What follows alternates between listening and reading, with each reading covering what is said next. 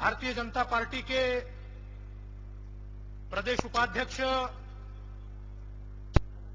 आदरणीय पाशा पटेल जी, हमारे नागपुर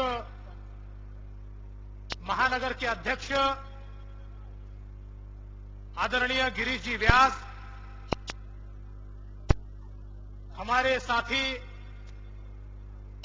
विधायक चंद्रशेखर जी बावनकुळे, गणेश जी हाके, हमारे भारतीय जनता पार्टी के महामंत्री संजय जी भेंडे और यहां उपस्थित सभी बहनों, भाइयों, दोस्तों, भारत सुरक्षा यात्रा कुछ ही समय बाद यहां पर पहुंच रही है और नागपुर में यात्रा का प्रवेश वर्धा रोड से हो रहा है। ऐसे समय हजारों लोग होटल प्राइड के सामने यात्रा का स्वागत करने के लिए एकत्रित है और कुछ ही समय के बाद आदरणीय अडवाणी जी हमारे बीच यहां पर उपस्थित होंगे। लोग ये सवाल पूछते हैं कि भारत सुरक्षा यात्रा क्यों? दोस्तों, इस देश की आज जो परिस्थिति है, उस परिस्थिति को देखते हुए अगर इस भारत देश में देश की जनता को जागरूक नहीं किया गया तो हमारी आंतरिक सुरक्षा पूरी तरह से तहस नहस हो गई है और इस आंतरिक सुरक्षा को अगर हम काबू में नहीं ला पाए तो दोस्तों वो दिन दूर नहीं होगा कि इस भारत के ऊपर बाहरी शक्तियों का राज चलेगा। आज इस भारत देश के अंदर जिस प्रकार से आतंकवाद और नक्सलवाद बढ़ रहा है, और केवल ये बढ़ रहा है, ये चिंता का विषय नहीं है। जिस प्रकार से केंद्र की सरकार इस आतंकवाद को रोकने में, इस नक्सलवाद को रोकने में पूरी तरह से नाकामयाब हो रही है। देश किसके हाथों में है, ये हमारे लिए चिंता का विषय है। देश के पहरेदारों को, जिनके हाथ में हमने बागडोर सौंपी इस देश को बचाने की, जिनके हाथ में हमने बागडोर सौंपी देश की सुरक्षा की, ऐसे इस देश को चलाने वाले यूपीए के लोग जिस प्रकार से वोट की राजनीति में अंधे होकर इस देश में बढ़ते आतंकवाद को और नक्सलवाद को अपने दामन में जगह दे रहे हैं, उसके कारण इस भारत के अंदर भारतीय जनता पार्टी को ऐसा लगता है कि अगर देश के कर्णधारों को देश की सुरक्षा की चिंता नहीं तो फिर भारतीय जनता पार्टी लोगों में जाकर अलख जगाएगी और लोगों से कहेगी कि अब इस देश की सुरक्षा को अगर बरकरार रखना है तो दोस्तों देश के लोगों को ही जागरूक होना पड़ेगा। और इसी कारण से इस देश के अंदर इस भारत सुरक्षा यात्रा का आयोजन किया गया है। इतनी विचित्र परिस्थिति है, ये देश किस ओर जा रहा है, किस ओर हम लोग ले जाना चाहते हैं। दोस्तों, केरल के अंदर जिन्होंने बम विस्फोट किए और बम विस्फोट के कारण जिन विस्फोटों में 60 से ज्यादा लोग मरे, ऐसे बम विस्फोटों का अपराधी केवल किसी धर्म विशेष का धर्मगुरु है।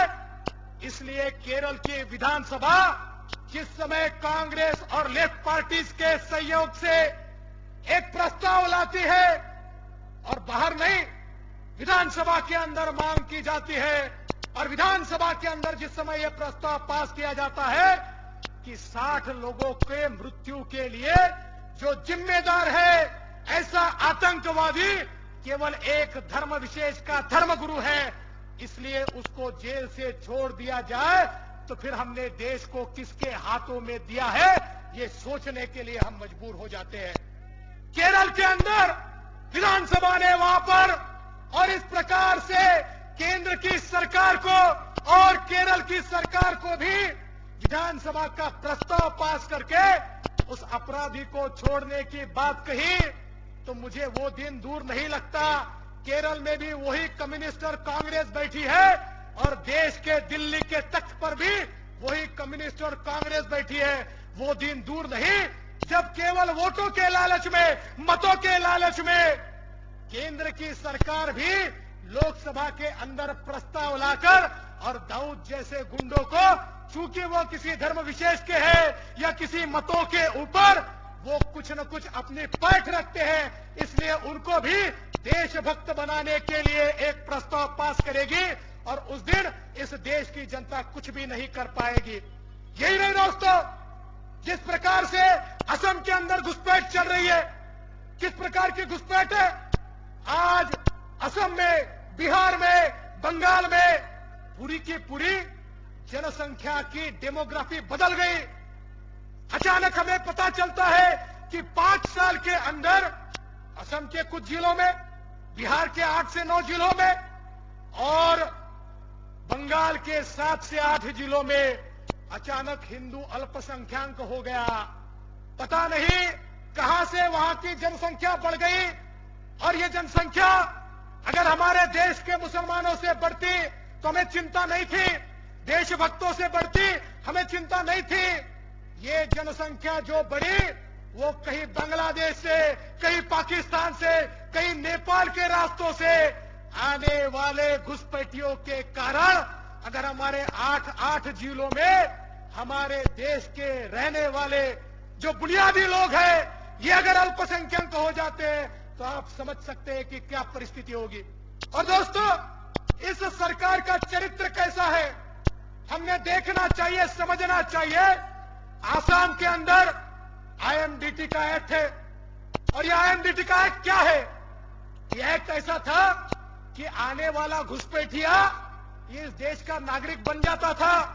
उसके ऊपर जिम्मेदारी नहीं थी कि वो ये प्रूव करे कि वो इस देश का नागरिक है, ये सरकार के ऊपर जिम्मेदारी थी कि सरकार इस बात का सबूत दे कि वो इस देश का नागरिक नहीं है। भारतीय जनता पार्टी लड़ी और लड़कर भारतीय जनता पार्टी ने और इसके खिलाफ अलग जगाया और हम बार बार उसका विरोध करते थे। हमारी बात सुप्रीम कोर्ट ने मानी और सुप्रीम कोर्ट ने कहा असम के अंदर जो घुसपैठ है वो केवल इस आईएमडीटी एक्ट के कारण हुआ है और इसलिए सुप्रीम कोर्ट ने आईएमडीटी का कानून निरस्त किया। दोस्तों, दिल्ली में बैठे हुए लोग इतने बेशर्म हैं कि वो वहां पर कहते हैं अगर सुप्रीम कोर्ट ने आईएमडीटी का कानून निरस्त किया तो एक नया कानून हम बनाएंगे और वहां बैठे हुए घुसपैठियों को हम नागरिकों का दर्जा देंगे। किसके हाथ में यह देश है? क्या यह सुरक्षित देश है? क्या इस देश के अंदर कोई भी घुस सकता है? क्या यह धर्मशाला है? कोई भी यहां पर आएगा और इस देश के साथ खिलवाड़ करेगा। हमारे मंदिरों में विस्फोट हो रहे हैं, ये विस्फोट कौन कर रहा है इसके पीछे भी ध्यान देने की आवश्यकता है। देश के अंदर आज आंतरिक सुरक्षा पूरी तरह खतरे में है।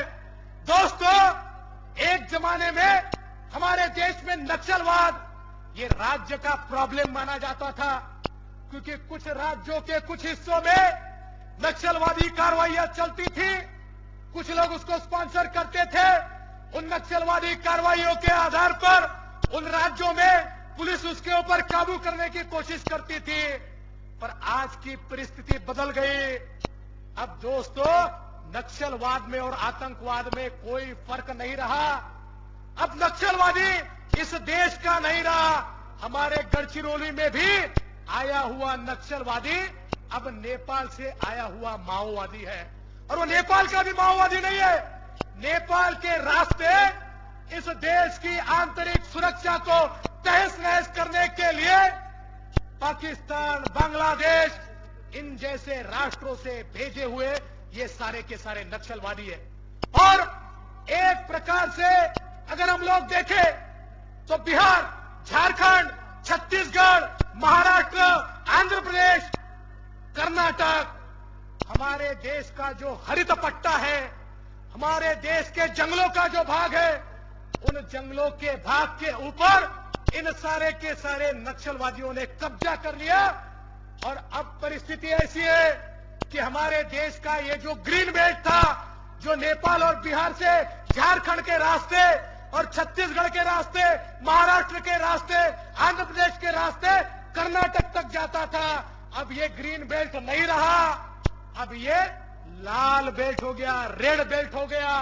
क्योंकि हमारी इस वन संपदा के ऊपर पूरे तरीके से नक्सलवादियों ने कब्जा कर लिया और देश की सरकार उसके ऊपर कार्रवाई करने को तैयार नहीं। क्योंकि इन नक्सलवादियों के आका कौन है, इनके बाप कौन है? केंद्र में जिनके भरोसे मनमोहन सिंह जी की सरकार चल रही है, वो सारे के सारे तमाम कम्युनिस्ट ये इन नक्सलवादियों के बाप हैं।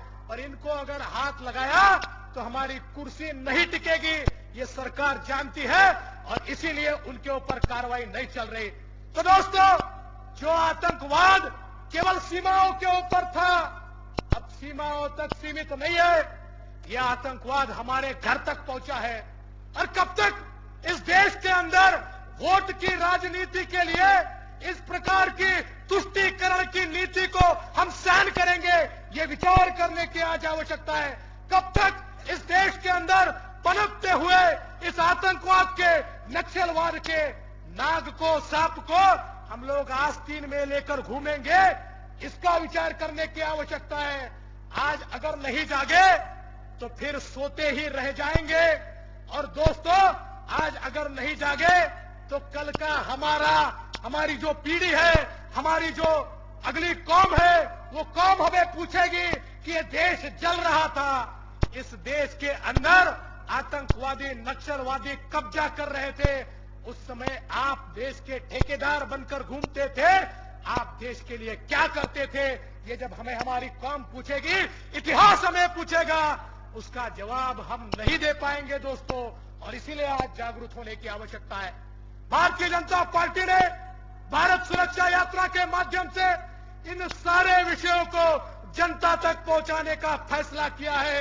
अगर दिल्ली में बैठे हुए लोगों ने सत्ता के सिंहासन के लिए आंख मूंद ली, तो फिर जनता के पास जाकर जिन्होंने उन्हें सिंहासन दिया, उनके कोर्ट में अपील हम करेंगे और उस अपील के भरोसे हम लोग जनता में अलख जगाकर उन सोए हुए लोगों को जिंदा करेंगे। दोस्तों, भारतीय जनता पार्टी ने हमेशा देश की बात की है, राष्ट्र की बात की है। और ये भारतीय जनता पार्टी वो पार्टी है दोस्तों कि जिस पार्टी ने इस भारत को एक रखने के लिए बलिदान दिया है। इस भारत में जिस समय कश्मीर का विलीनीकरण हुआ, उस कश्मीर के विलीनीकरण के समय दोस्तों हमने कैसा विलीनीकरण किया था? हमने ऐसा विलीनीकरण किया था कि कश्मीर के राज्यपाल को राष्ट्रपति कहा जाता था, कश्मीर के मुख्यमंत्री को प्रधानमंत्री कहा जाता था, कश्मीर में भारत का तिरंगा नहीं फहरता था, कश्मीर को अलग झंडा दिया गया था, अलग ध्वज था। नाम के लिए तो कश्मीर भारत में था, परंतु कश्मीर भारत से पूरी तरीके से अलग था, दूर था। भारतीय जनता पार्टी के जनसंघ के हमारे नेता श्यामा प्रसाद मुखर्जी ने उस समय नारा दिया, एक देश में दो प्रधान, दो विधान, दो निशान नहीं चलेंगे।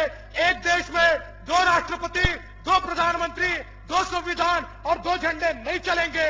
और इस प्रकार का नारा देकर कश्मीर के अंदर हमारे उस समय श्यामा प्रसाद मुखर्जी गए और पूरे कश्मीर में अलख जगाया। दोस्तों, कश्मीर के अंदर उनकी हत्या हो गई, पर उनके बलिदान के ऊपर इस देश में कश्मीर का विलीनीकरण हुआ और इस देश में यह निर्णय सरकार को लेना पड़ा कि अब कश्मीर में दो प्रधान, दो विधान और दो निशान नहीं रहेंगे। भारत का तिरंगा कश्मीर के ऊपर अगर फहरा तो कांग्रेसियों के कारण नहीं फहरा, श्यामा प्रसाद मुखर्जी के कारण फहरा, भारतीय जनता पार्टी और जनसंघ के कारण फहरा। और इसलिए राष्ट्रवाद की बात हमें बताने की आवश्यकता नहीं है। हमें तो कूट कूट कर राष्ट्रवाद भरा हुआ है। हम तो इस राष्ट्र के लिए जिएंगे और इस राष्ट्र के लिए मरेंगे। हम कोई सिंहासन पर बैठने के लिए नहीं आए। सिंहासन तो हमारे लिए एक जरिया है कि जिसके माध्यम से इस भारत में हम एक ऐसी सत्ता को कायम करना चाहते हैं कि जो सत्ता इस भारत की सुरक्षा को सुरक्षित रख पाए। उत्तर प्रदेश हो, दिल्ली हो, एक एक राज्य के अंदर जिस प्रकार की घटनाएं हो रही है, मैं पूछना चाहता हूं, इस भारत में सरकार है या सर्कस है? भारत में सरकार नहीं दिखाई पड़ती, सर्कस दिखाई पड़ती है। एक रिंग मास्टर बाहर बैठा, एक रिंग मास्टर अंदर बैठा और कुछ जोकर इस भारत के मिनिस्टर बनकर और भारत की सुरक्षा से खिलवाड़ कर रहे हैं। इस सरकार को हम सहन करेंगे? इस सर्कस को हम सहन करेंगे क्या? यह सवाल पूछने की आवश्यकता है। और इसलिए दोस्तों, आज अडवाणी जी की इस यात्रा के माध्यम से एक और भारत में अडवाणी जी निकले, दूसरी ओर राजनाथ जी निकले। दोनों यात्राएं निकली है भारत के एक एक कोने में जाकर। ये यात्राएं अलख जगाएगी, ये यात्राएं लोगों में जागृति लाएगी और ये यात्राएं लोगों के जागृति के आधार पर दिल्ली के सिंहासन पे सोए हुए लोगों को झंझोड़ कर उठाएगी। और एक बार ये देश अगर जागा, इस देश का युवक जागा, इस देश का नागरिक जागा, तो फिर इस देश के ऊपर आंख उठाकर देखने की किसी की भी हिम्मत नहीं हो सकती। और दोस्तों, मैं इसीलिए आज इस मौके पर आपका स्वागत करता हूं। और जैसा कि संकेत मिल रहे हैं, अडवाणी जी बिल्कुल पहुंचने ही वाले हैं और इसलिए मैं अपनी बातों को यहीं पर विराम देते हुए पुनः एक बार आपका स्वागत करता हूं और अपने शब्दों को विराम देता हूं। जय हिंद, जय भारत।